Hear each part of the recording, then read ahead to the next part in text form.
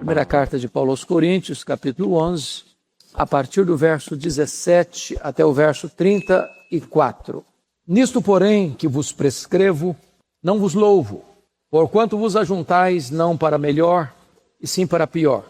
Porque antes de tudo estou informado a haver divisões entre vós quando vos reunis na igreja. Eu em parte o creio, porque até mesmo importa que haja partidos entre vós, para que também os aprovados se tornem conhecidos em vosso meio.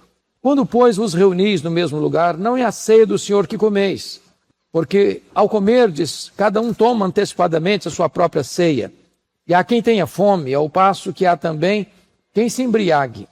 Não tendes, porventura, casas onde comer e beber? Ou menosprezais a igreja de Deus e envergonhais os que nada têm? Que vos direi? Louvar-vos-ei? Nisso certamente não vos louvo. Porque eu recebi do Senhor o que também vos entreguei. Que o Senhor Jesus, na noite em que foi traído, tomou o pão e, tendo dado graças, o partiu e disse: Este é o meu corpo que é dado por vós. Fazei isto em memória de mim. Por semelhante modo, depois de haver ceado, tomou também o cálice, dizendo: Este cálice é a nova aliança no meu sangue. Fazei isto todas as vezes que o beberdes em memória de mim. Porque todas as vezes que comerdes este pão e beberdes o cálice, anunciais a morte do Senhor, até que ele venha. Por isso, aquele que comer o pão ou beber o cálice do Senhor indignamente, será réu do corpo e do sangue do Senhor. Examine-se, pois, o homem a si mesmo, e assim coma do pão e beba do cálice. Pois quem come e bebe sem discernir o corpo, come e bebe juízo para si. Eis a razão porque há entre vós muitos fracos e doentes, e não poucos que dormem. Porque se nos julgássemos a nós mesmos, não seríamos julgados. Mas quando julgados, somos disciplinados pelo Senhor, para não sermos condenados com o mundo. Assim, pois, irmãos meus, quando vos reunis para comer, esperai uns pelos outros. Se alguém tem fome, coma em casa, a fim de não vos reunirdes para juízo. Quanto às demais coisas, eu as ordenarei quando for ter convosco. Eu quero falar um pouco com vocês hoje sobre o tema o banquete da graça. O banquete da graça.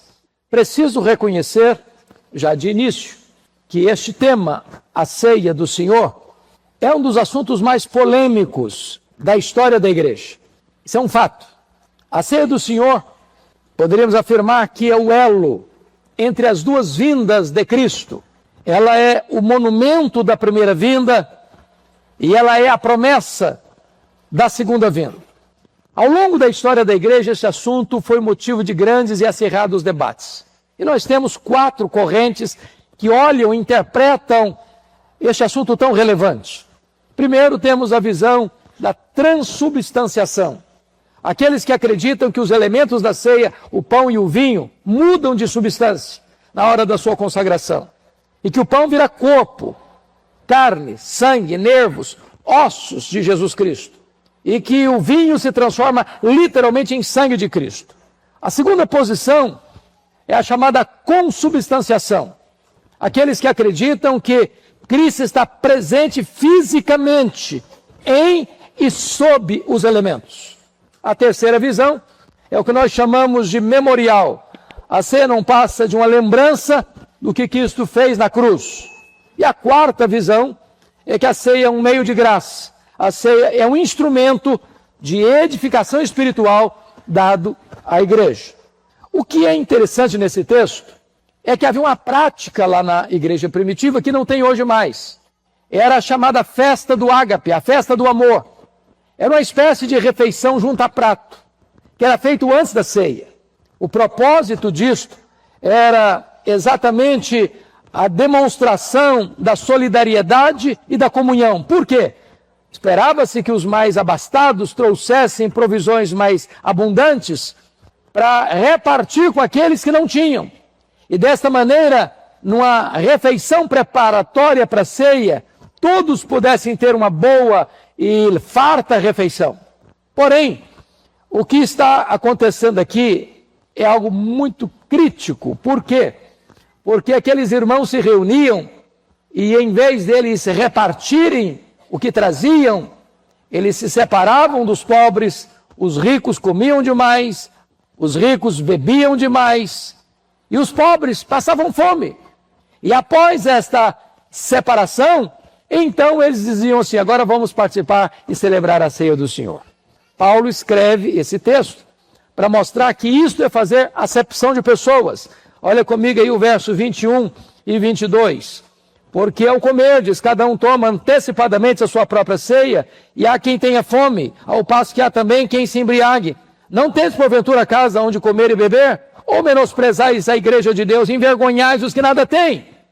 Então, aquela reunião que antecedia era uma reunião de preconceito, era uma reunião de acepção de pessoas, de prática de injustiça, o que recebe a plena reprovação desta carta do apóstolo Paulo. Isso me faz lembrar, pastor Ival, de um retiro espiritual que a igreja fez. E lá pelas tantas, todo retiro tem os momentos de brincadeiras. E, infelizmente, começaram a brincar um time contra o outro, jogando ovos.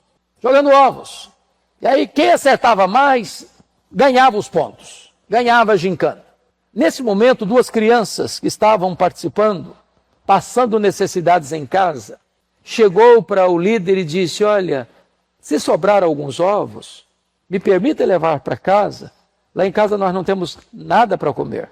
E aquilo foi um tapa na cara daqueles líderes que pararam imediatamente a cena e entenderam a lição. Nós não podemos desperdiçar a graça de Deus. Eu nunca me esqueço de ter ido à África do Sul, na missão Quassis Abantu, e eles nos ofereceram a refeição gratuitamente. Era muito simples a refeição. O que acontecia? Muita gente enchia o prato, nem sabia se ia gostar ou não, e depois jogava quase tudo fora. Levantou um irmão com muita beleza no falar e disse: meus irmãos, todo alimento é uma expressão da graça de Deus e nós não podemos jogar a graça de Deus no lixo. Aquilo estava acontecendo em Corinto. Paulo chega a dizer no verso 18, confira aí comigo, que havia divisões na igreja.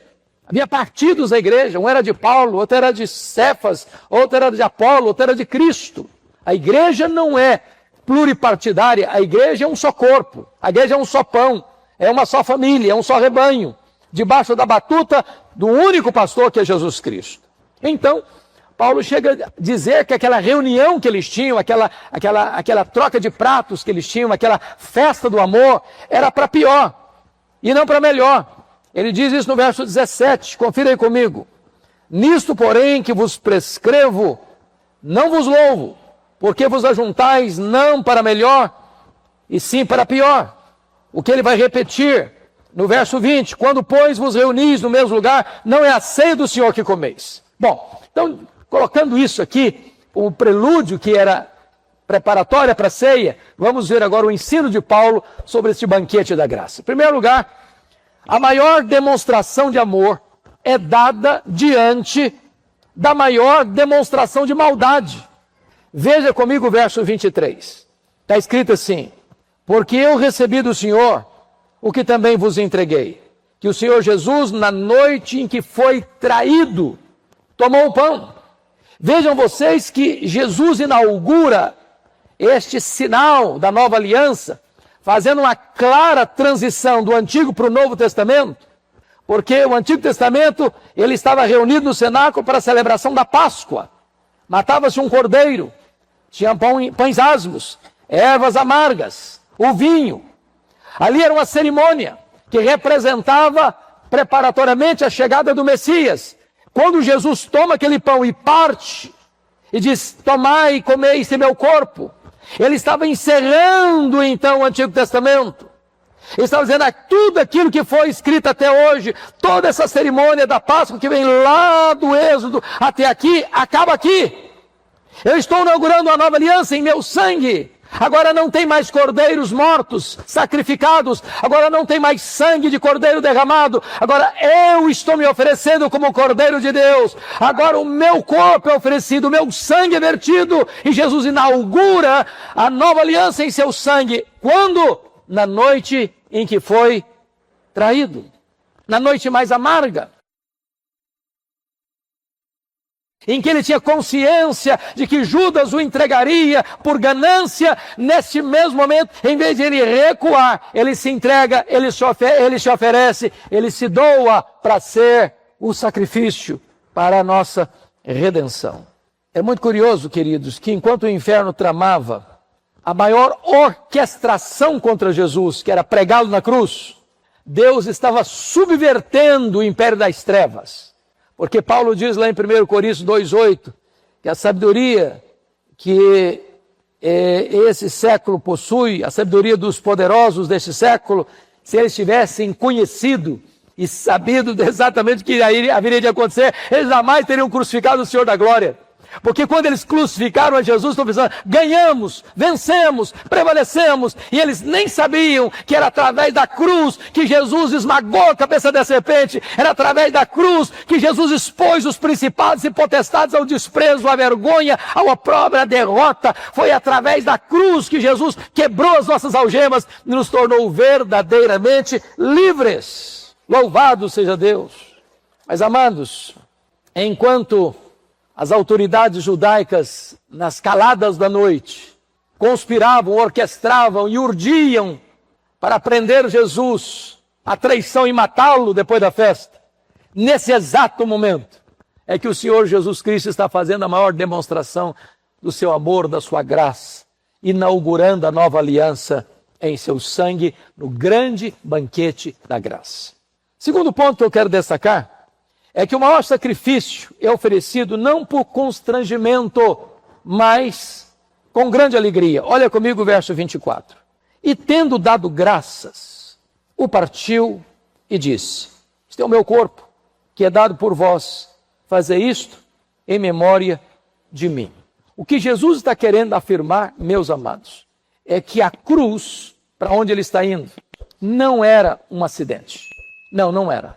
Jesus não foi para aquela cruz porque ele sucumbiu ao poder de Roma. Ele não foi para aquela cruz porque Pilatos, ou melhor, porque Judas, covardemente, por ganância, o traiu. Ele não foi para aquela cruz porque ele foi preso pelos soldados romanos e pelos soldados do Sinédrio. Ele não foi para aquela cruz porque Pilatos, apesar de saber que Jesus era inocente, covardemente o entrega para ser crucificado. Ele não foi para aquela cruz e morreu ali porque os soldados cruelmente o prenderam naquele lenho maldito. Não, ele foi conscientemente, voluntariamente, alegremente, como um rei caminha para a sua coroação. Diz a Bíblia que ele não levou em conta a ignomínia da cruz, pela alegria que lhe estava proposta, a alegria de nos conquistar para Deus. Então, antes de partir o pão, símbolo do que ele enfrentaria na cruz, ele dá graças, ele celebra, ele agradece, ele exulta em gratidão a Deus. Louvado seja o Senhor. Foi assim que ele foi para a cruz, para remir você e a mim. Mas, amados, vejam vocês o que está acontecendo aqui no versículo de número 24 comigo.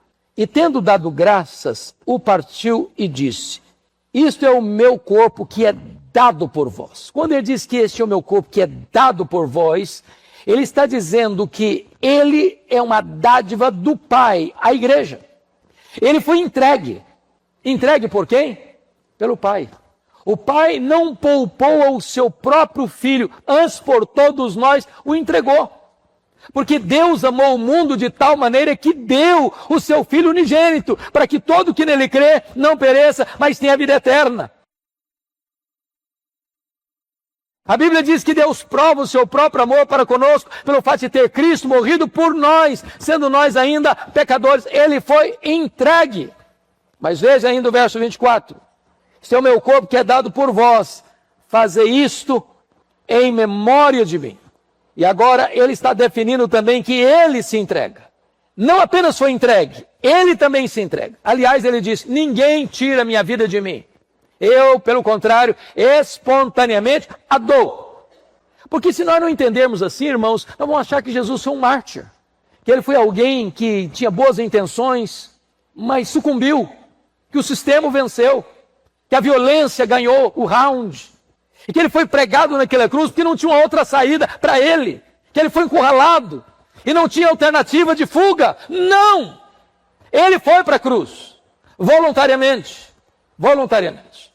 Agora notem, em terceiro lugar, terceiro ponto, a eficácia do sacrifício supremo está não apenas na sua informação, preste atenção, a eficácia não está só na sua informação, mas sobretudo na sua apropriação. Olha o verso 26 comigo. Porque todas as vezes que comerdes este pão e beberdes o cálice, anunciais a morte do Senhor até que ele venha. Irmãos, aqui está um ponto que eu preciso claramente destacar. Ninguém é salvo porque conhece o Evangelho no sentido de informação certa. Notem vocês, vamos pegar Êxodo capítulo 12, a instituição da Páscoa. O que livrou, o que salvou aqueles primogênitos de Israel no Egito, não foi o fato de saber que o Cordeiro poderia salvá-los. A informação não salva. Não basta saber que Jesus é o Filho de Deus, que nasceu da Virgem Maria, que padeceu sob o poder de Pôncio Pilatos, que foi crucificado, sepultado, que ressuscitou o terceiro dia, que voltou para o céu, que está sentado no trono, que vai voltar. Essas informações são todas verdadeiras, mas em si mesmas elas não salvam você. O que salva você é a apropriação dessa verdade. Tem que comer o pão, tem que beber o cálice. Tem que se apropriar de Cristo. Você pode morrer dentro de uma farmácia, com toda a medicação necessária, se você não tomar medicação. Você pode morrer de sede à beira de uma fonte, se você não beber água. Você pode ter todo o conhecimento sobre Jesus. Você pode ser um teólogo. Se você não se apropriar de Jesus, você não está salvo. É preciso comer o pão, é preciso beber, tomar posse dessa verdade. Do contrário, não há salvação. Aquele sangue do Cordeiro tinha que ser colocado no batente das portas. E então diz a Bíblia, quando o anjo ia passar para executar a morte, ao ver o sangue no batente das portas, passava por cima e ali não aplicava o juízo.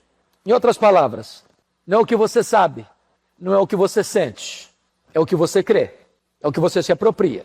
Aliás, a Bíblia diz assim, sabes tu que Deus é um só? Até os demônios creem e estremecem. Ou seja, a fé dos demônios é racional e a fé dos demônios é emocional. Mas os demônios não estão salvos. Então, eu gostaria que você olhasse comigo mais alguma coisa aqui. Primeiro, comer e beber não é um ato físico, mas espiritual.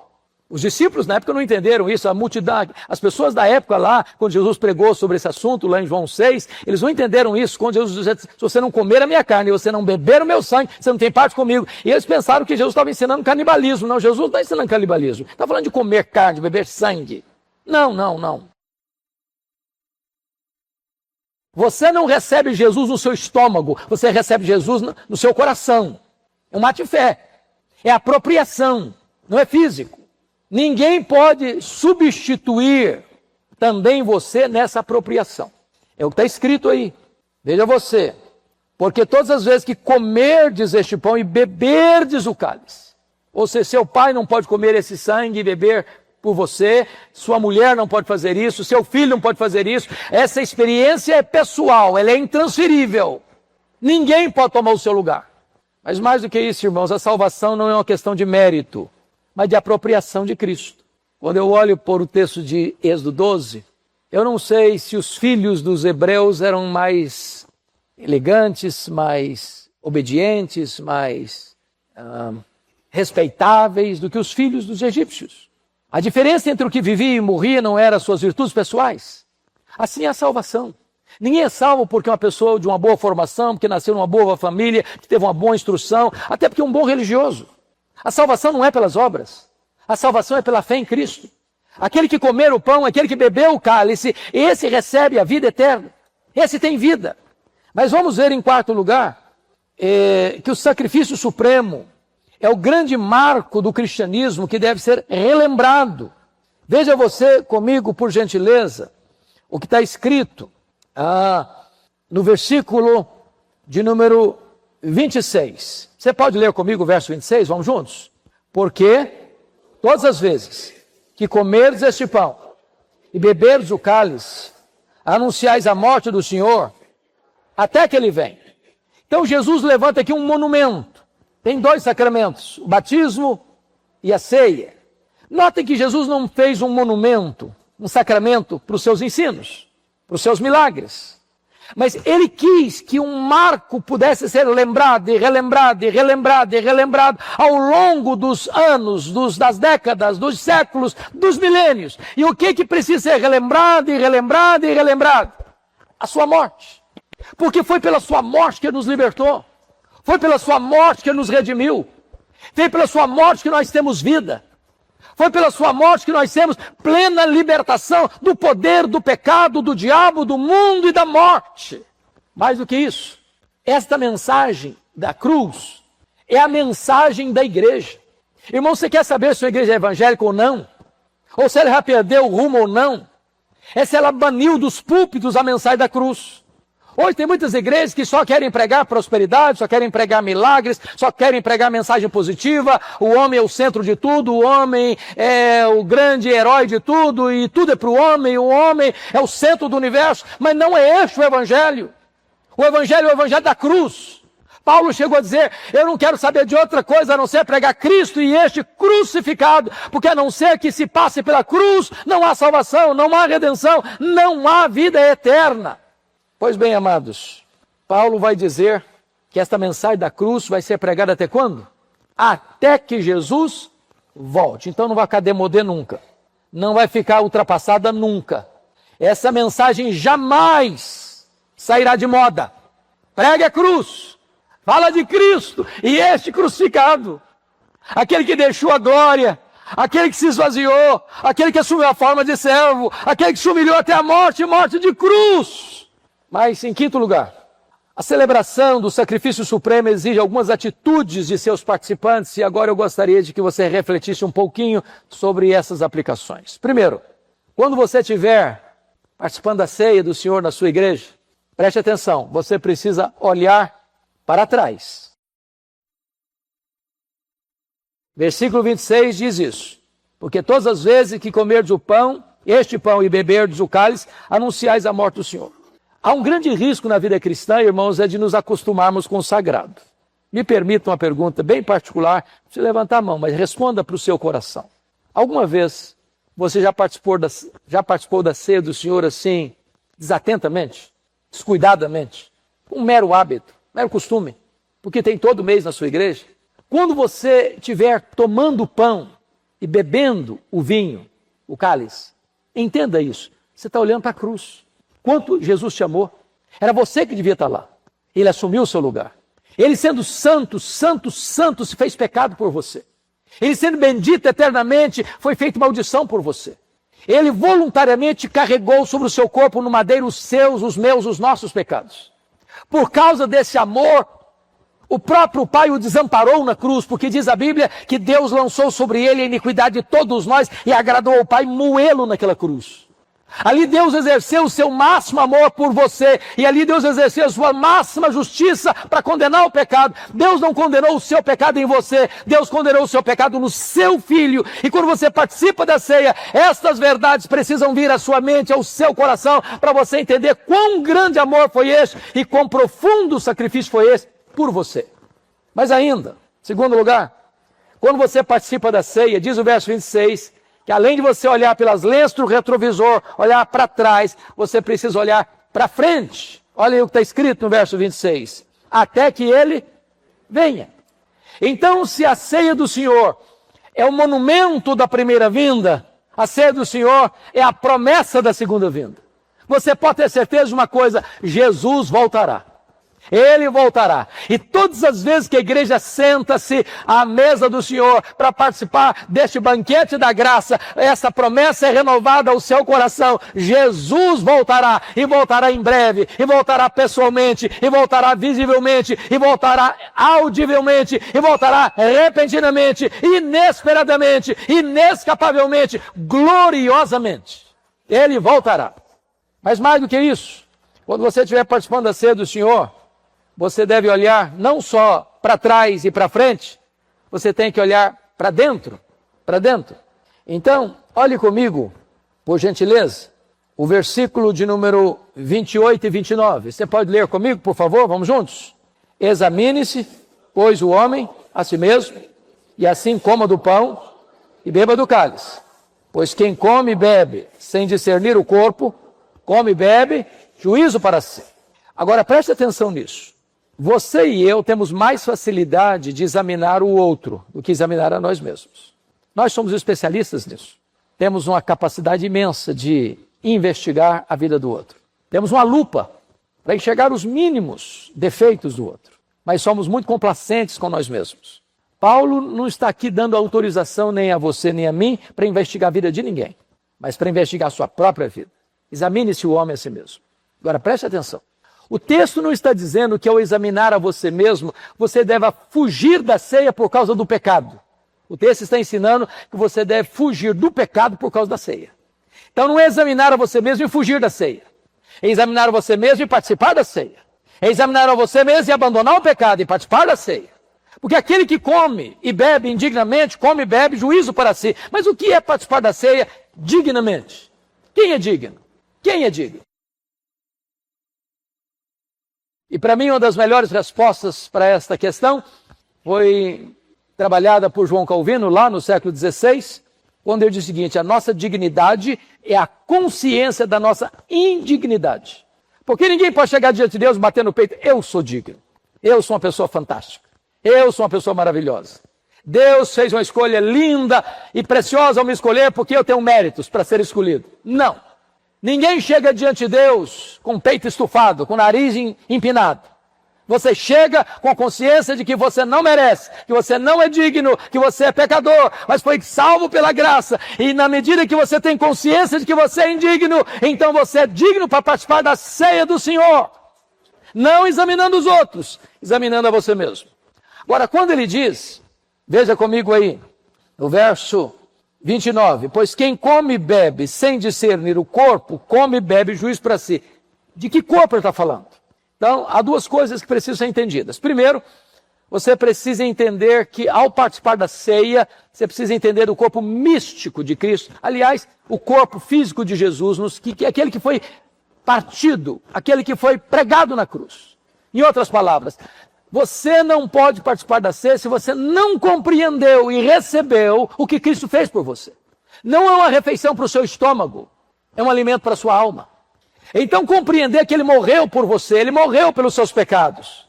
Esse discernimento é preciso ter. Do contrário, comer o pão e beber o cálice é comer e beber prejuízo. Mas em segundo lugar, é preciso discernir o corpo de Cristo, que é a igreja.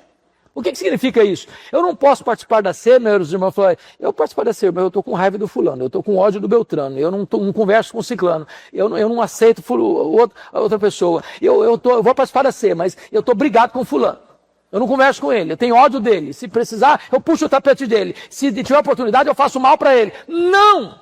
Nós somos um só corpo, um só rebanho. O que aconteceu com a igreja de Corinto?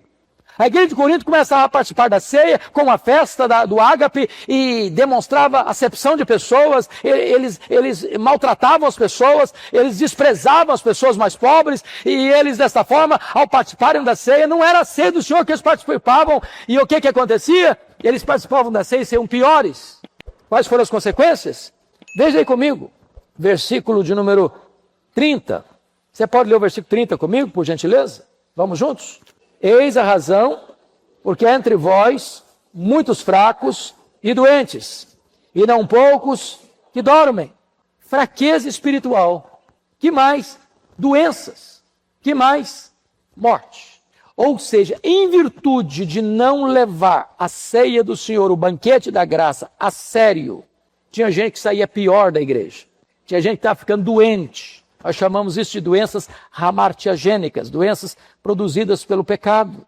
E mais, tinha gente sentenciada de morte, como juízo de Deus. Em outras palavras, você não pode entrar para esse banquete e participar desse banquete sem reflexão, sem vestes brancas, sem o sangue do Cordeiro lavando a sua vida. Mas, amados irmãos, eu quero concluir com o verso 33 e 34. Quando você for participar da ceia, você olha para trás, você olha para frente, você olha para dentro, mas você olha ao seu redor, para os seus irmãos. Olha o que vai dizer no verso 33 e 34. Assim, pois, irmãos meus, quando vos reunis para comer, esperai uns pelos outros. Se alguém tem fome, come em casa, a fim de não vos reunir para juízo.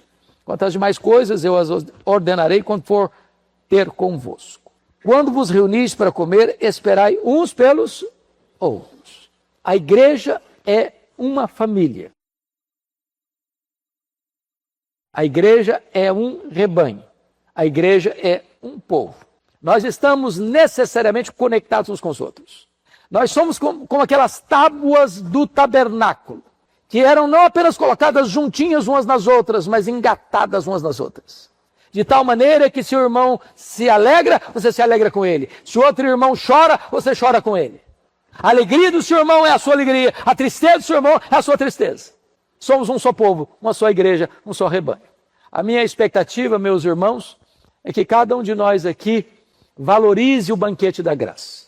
E se você está aqui hoje e ainda não foi batizado, se você está aqui hoje e ainda não fez a sua profissão de fé, se você está aqui hoje e ainda não é um membro da Igreja de Cristo, se você que está me assistindo é apenas um ouvinte do Evangelho, mas ainda não tomou uma decisão, eu quero dizer para vocês que estão aqui, para todos que nos assistem, que o banquete da graça está sendo oferecido para você nessa noite. Esse banquete é de graça, mas ele não é barato.